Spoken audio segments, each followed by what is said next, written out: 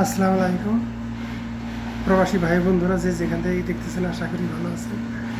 আমরা প্রথমেই যারা ছাত্র ভাই বন্ধুরা যারা দেশ স্বাধীন করেছে তাদের প্রতি আমাদের কৃতজ্ঞ এবং তাদের জন্য আমরা সবসময় দোয়া করব। মক্কা মদিনায় গিয়ে আল্লাহ যেন তাদেরকে বেহেশতেবাসী বানায় এবং যারা দেশ পরিচালনা করতেছে তাদের কাছে আমরা পরিচালনার জন্য ধন্যবাদ জানাই। আমরা যারা প্রবাসী আছি, আমরা এই মেডিকেল থেকে শুরু করে এয়ারপোর্ট এবং বাংলাদেশ এম্বাসি এবং আমরা প্রবাসীরা মারা গেলে লাশও নেই না, পয়সা জায়গা গন্ধ মারা। প্রবাসীরা দেশে মনে করে, দেশের মানুষ মনে করে প্রবাসীরা শুয়োর, আর যারা সংসদে আসিল আগে তারা মনে করতো এরা শুয়োর, এরা খালি টিহা পাঠাবো আর আমরা খালি বই বইতে খাম। তাই এইবার অনুরোধ করবো ছাত্রদের কাছে এবং যারা সংসদে দায়িত্ব নিবেন তাদের কাছে, আমাদের যেন মেডিকেল থেকে শুরু করে মেডিকেলে যেন 4,000 টাকা লাগে মেডিকেল করতে, এবং হয়রানি যেন না হয় এবং এয়ারপোর্টে হয়রানি না হয়। মারা গেলে যে লাশগুলো যেন সরকারিভাবে নেয়, এবং আমরা যারা বাংলাদেশ এর ভিতরে বিশ্বের যতগুলো এম্বাসি আছে প্রত্যেক জায়গাতেই ম্যাজিস্ট্রেট নিয়োগ দিতে হবে। আমি 30 বছর ধরে আছি, প্রবাসী আছি। এটা মানুষের লাইফ কতদিন থাকে, 30 বছর শেষ হয়ে গেছে। পাসপোর্টের ভুল সংশোধন করতে লাগছে 10 বছর। মহান আল্লাহর কাছে অশেষ রহমত, 10 বছর সাধনা করে হইলেও পাসপোর্টের ভুল সংশোধন করে ভিসা লাগাইতে পারছি।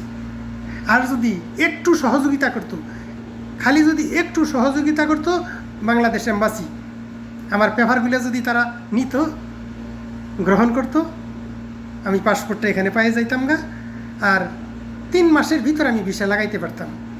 আর আমার কয়েকবার বাংলাদেশে আসা যাওয়া করণ লাগছে, বাংলাদেশে কুঠো যাওয়ার লাগছে, কাছারিতে যাওয়ার লাগছে, তাও এম্বাসির সহযোগিতা পাই নাই। বন্ধুরা, এম্বাসির সহযোগিতা পাই। বাংলাদেশে কয়েকবার দৌড় পাই। পুলিশ যে সবই খারাপ তা না, পুলিশের মধ্যে ভালো আছে, পুলিশের কিছু কিছু পুলিশ আছে ভালো, তার সহযোগিতা পাইয়ে পাসপোর্টটা বানাইছি, বাংলাদেশ থেকে পাঠাই দিছে। তারপরে এখানে আমি কোর্ট কাছারি করে এবং জাওয়াজত যারা সৌদি আরব যে পুলিশ ভাইয়েরা সহযোগিতা করছে তাদেরকে সেলুট জানাই, সালাম দিই। সৌদি আরবের আইনরে আমি ধন্যবাদ জানাই। আমার পাসপোর্টের ভুল সংশোধন করে ভিসাটা লাগাই দিচ্ছে, আমি ভিসাটা পাইছি, আকামা পাইছি, সবই পাইছি। আমি আল্লাহর কাছে শুকরিয়া আদায় করি এবং ধন্যবাদ জানাই এদেশের আইন কানুনেরে। সবাই প্রত্যেকে আইন মাইনে চলেন। আর যদি একটু সহযোগিতা করতো তাহলে সবই হইতো, কিন্তু সহযোগিতা পাইনি। বাংলাদেশ এম্বাসির সহযোগিতা পাইনি।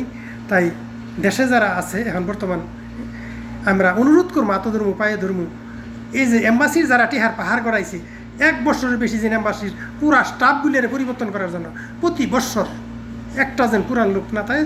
এবং এদের আয়ের উৎস কী, আমরা 18 ঘন্টা 20 ঘন্টা ডিউটি করে আমার মাথার গাম পায়ে ফেলাই, আর এরা টিহার পাহাড় বানাই এলাই দেয়। আর আঙ্গের কুকুরের মতো ব্যবহার করে। এম্বাসিতে গেলে মনে করে যে এটা কুকুর আইছে, কুকুর শুয়োর এরকম ধরনের ব্যবহার তাদের কাছে। অনুরোধ করবো, এই যে ব্যবহারগুলো করছে সারা জীবন, এগোরে যেন আয়ের উৎসটা টিহার পাহাড় বানাইছে, এগোরে একটু তদন্ত নিয়ে দেখার দরকার আছে। ভালো থাকেন, সুখে থাকেন, এবং 1 বছর পর যেন তাদের পরিবর্তন করে। এইটা অনুরোধ থাকলো বাংলাদেশের যারা এখন বর্তমানে যারা সরকার গঠন করছে তাদের কাছে। আসসালামু আলাইকুম, ভালো থাকেন, সুখে থাকেন।